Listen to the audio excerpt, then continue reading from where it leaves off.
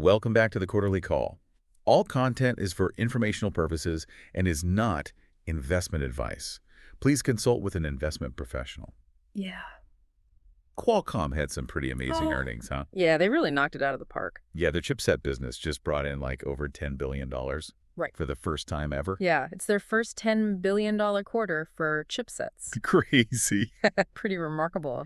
But what I thought was really interesting is how much they're growing outside of smartphones. Absolutely. Yeah. I mean, it's really a sign of the times. They're Snapdragon chips, right? They're still the heart of so many popular phones, but Yeah. they're automotive and IoT, the Internet of Things Right. sectors are seeing just explosive growth. Yeah, those numbers are huge. I think it's Yeah. 61%. 61% jump in automotive year over year, Yeah. 36% in IoT.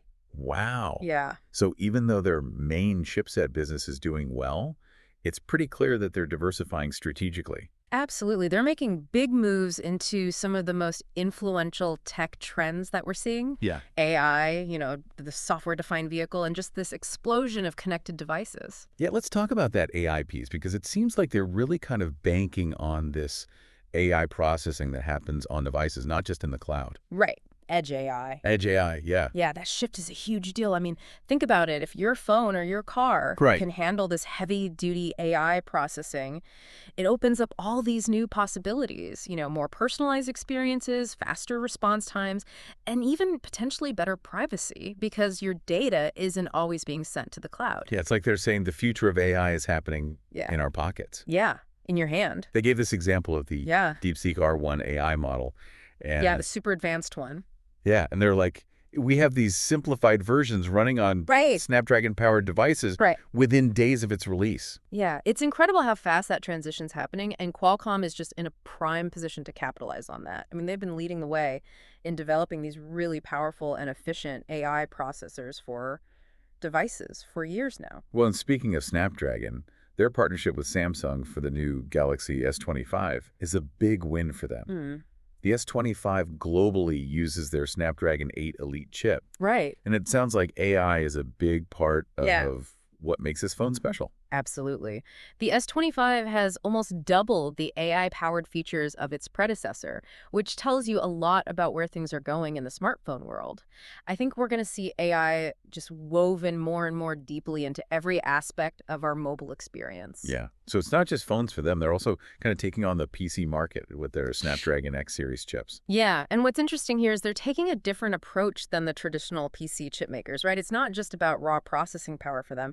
They're focusing on this combination of performance and battery life, and you guessed it, on-device AI. And it seems to be working. I mean, they've already captured over 10% of the high-end Windows laptop market in the U.S. Yeah, which is impressive. very impressive, yeah. And they're going after a broader market, too. They have this new chip that's designed for more affordable laptops. Interesting. So if we kind of zoom out and look at the bigger picture here, it's clear that Qualcomm wants to build this connected ecosystem that goes way beyond just phones. Totally. I mean, they see their chips as the brains behind everything.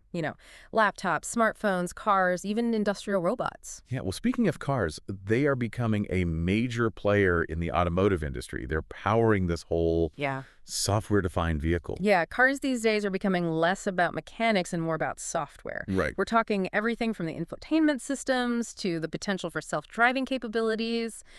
Qualcomm is providing that processing power and the connectivity solutions that make all that possible. Well, and they've announced these partnerships with some pretty big car manufacturers. I know Hyundai Mobis. Hyundai Mobis, yeah.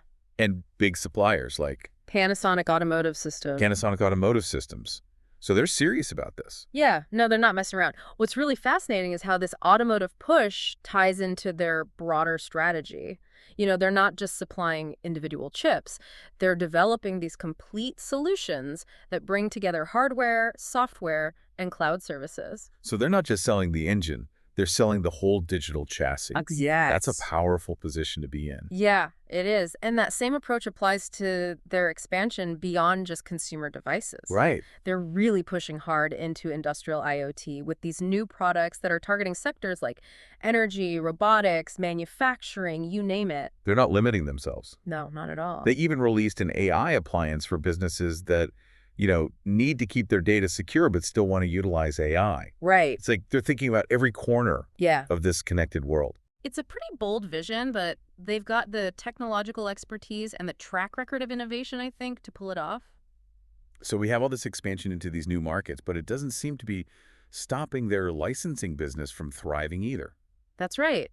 They've renewed some key agreements, and they're expecting to sign some new long-term licenses soon, including with two major Chinese It manufacturers. really highlights the value of their patent portfolio. Hmm. They're generating revenue from licensing their intellectual property in addition to, all the chips they're selling. Yeah, it's a powerful combination. That dual revenue stream gives them a huge advantage. Yeah. It creates this financial stability that lets them invest in more experimental and potentially groundbreaking innovations without putting their core business at risk. So we've got a record-breaking quarter, some really strategic moves in AI, automotive, industrial IoT, a strong licensing business. I mean, Qualcomm seems to be firing on all cylinders. Yeah, it's really exciting, but it also kind of raises this interesting question. As Qualcomm keeps expanding into all these different areas, how are they going to navigate that competitive landscape, right? Yeah, Because yeah, there yeah. are already established players in each of these markets. Yeah, that's a great question. It'll be interesting to see how they leverage their expertise in mobile technology to kind of gain a foothold in these new territories. Yeah. And I know they've had some legal battles lately. Oh, you're thinking of the lawsuit with ARM. Yeah, yeah. Yeah, well, that seems to be settling down. Qualcomm actually won that trial. They successfully defended their CPU designs. Oh, wow. Yeah. And ARM even withdrew their breach of contract notice and said they're not planning to terminate the license agreement. Oh, wow. I bet they're breathing a sigh of relief over there. Yeah, it definitely takes a lot of pressure off. Now they can just focus on what they do best, which is developing cutting-edge technology that powers our increasingly connected world. So what's next for Qualcomm? Where do they go from here? Well, based on what they've announced and just their ambitious vision, I would say they're just getting started. This is where it gets really interesting. As AI gets more and more powerful and accessible on devices, thanks in no small part to Qualcomm's technology, what new possibilities are going to open up for consumers and for businesses? Right. Well, I'm imagining, AI-powered healthcare diagnostics, real-time language translation, maybe even super realistic augmented reality experiences, Yeah. all happening right on our devices without needing the cloud. Yeah, exactly. Okay, we've covered a lot of ground today. It's time to take a breath. We'll be right back. Welcome back. Before the break, we were kind of digging into Qualcomm's record earnings and their push into these new markets like AI, automotive, and industrial IoT. Yeah, and we were talking about like the potential impact of those technologies on, our everyday lives, the exciting possibilities, but also the potential challenges they bring up. Yeah, and you mentioned earlier Qualcomm's strategy of developing complete solutions, not just selling these individual chips. Right, right. And that's key. They're not just providing the building blocks.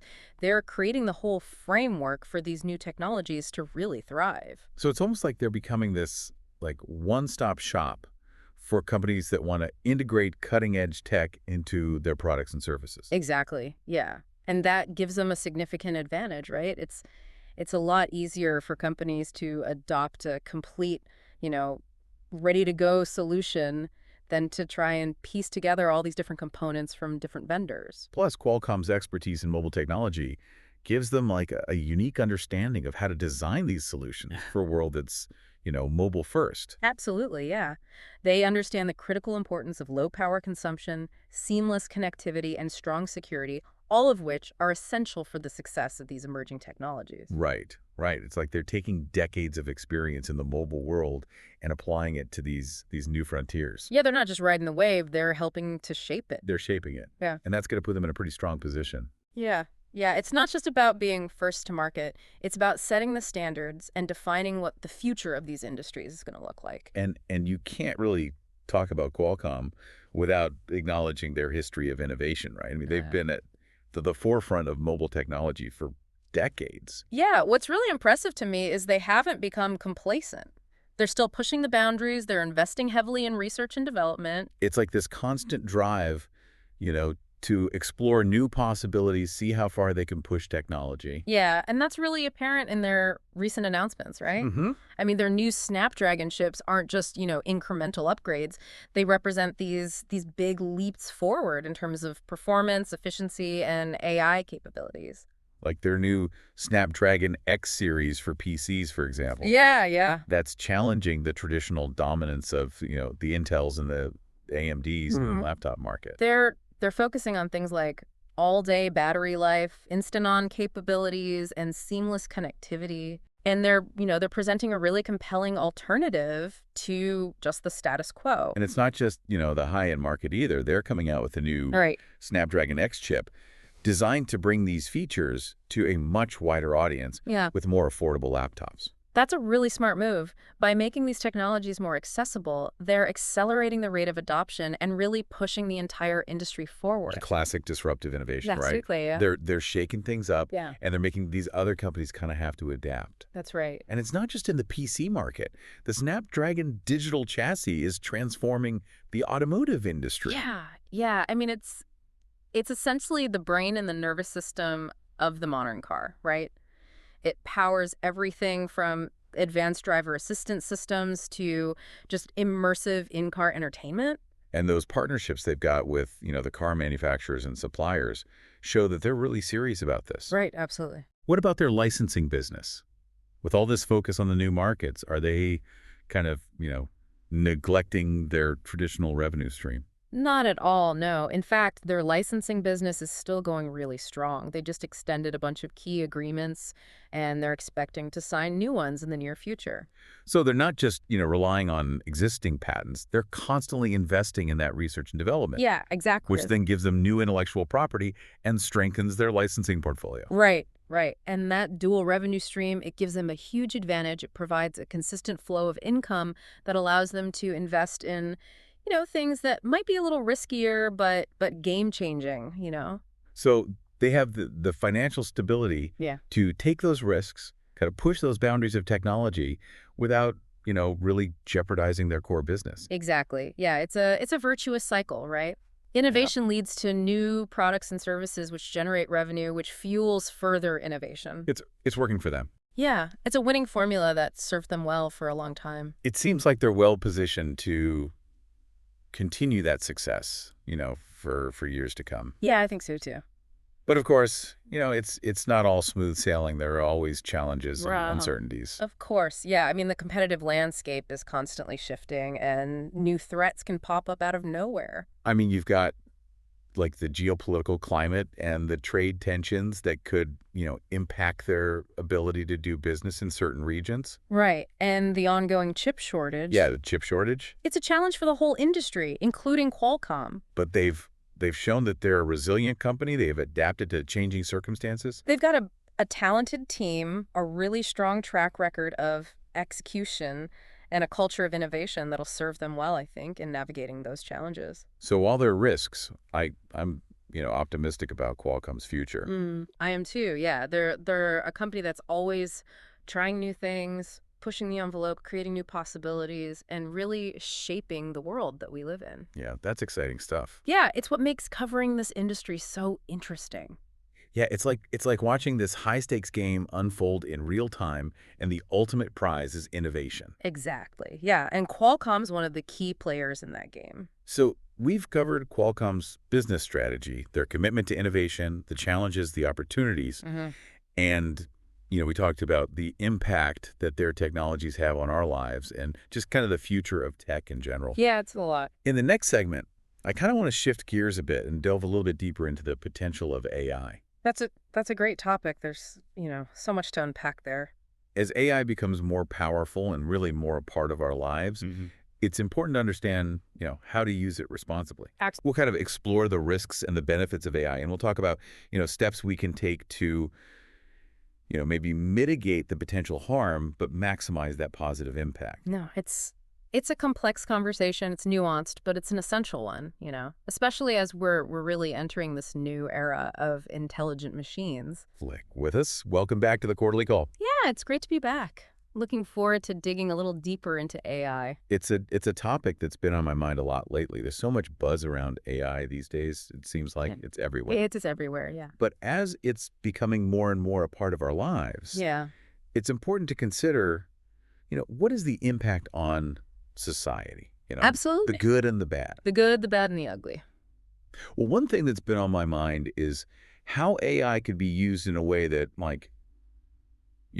creates or reinforces bias against certain groups of people. Right. Yeah, that's a valid concern. AI systems, they learn from the data they're trained on. And so if that data reflects existing biases in society, the AI can end up perpetuating and even amplifying those inequalities. It's like that saying garbage in, garbage out. Right, If exactly. you feed an AI system biased information, Yeah. you're going to get biased results. Yeah, you're going to get biased results. That's why it's so important to make sure that the data used to train these AI systems is diverse and representative of, the whole population. Right. We need to be really mindful of the data we're using to train these things. Another concern I have is just the potential for AI to be used for like surveillance and control. Yeah. It feels like we're kind of heading toward this world where like every move is Yeah. tracked and analyzed. It's Big Brother, right. I mean, Right. we've already seen examples of this with, facial recognition technology being used by government Right. and law enforcement. And it's not just governments. Private companies are collecting tons of data Absolutely. on our online behavior. Right. Yeah. And the potential for this data to be used in ways that violate our privacy and, our civil liberties is a really serious issue that we need to be talking about. Yeah, we need to have these conversations about like data privacy and security in the age of AI. Absolutely. Yeah. But it's not all, And doom and gloom. it's not all doom and gloom. I mean, AI also has this incredible potential to be, a force for good in the world. Oh, for sure. Yeah. I mean, we're already seeing AI being used to develop new medical treatments, Right. to diagnose diseases earlier Uh-huh. and more accurately. And even in education, AI can be used to personalize those learning experiences and Oh. make education more accessible Yeah. to, people all over the world. Absolutely. Regardless of where they are, what their circumstances are. Yeah, Wow. AI can help us address some of the biggest challenges that we're facing. Yeah. Things like climate change, Right. poverty. By analyzing huge amounts of data, AI can help us find these patterns and trends that humans just wouldn't be able to see. Right. And then we can use that information to develop better strategies and solutions to these, big, complicated global problems. So while there are definitely risks associated with AI, Mm-hmm. it also has, a huge potential to have a positive impact. It does, yeah. The key is to develop and deploy AI in a responsible Right. and ethical manner. And that means being transparent, right? Totally, yeah. How are these AI systems built? Yeah, How are they being used? right. We need to understand, the decision-making process behind these algorithms. Yeah. We need to make sure that AI is aligned with human values, human goals, right? Yeah. I mean, we need to make sure that AI is used to benefit humanity, not harm it. Yeah.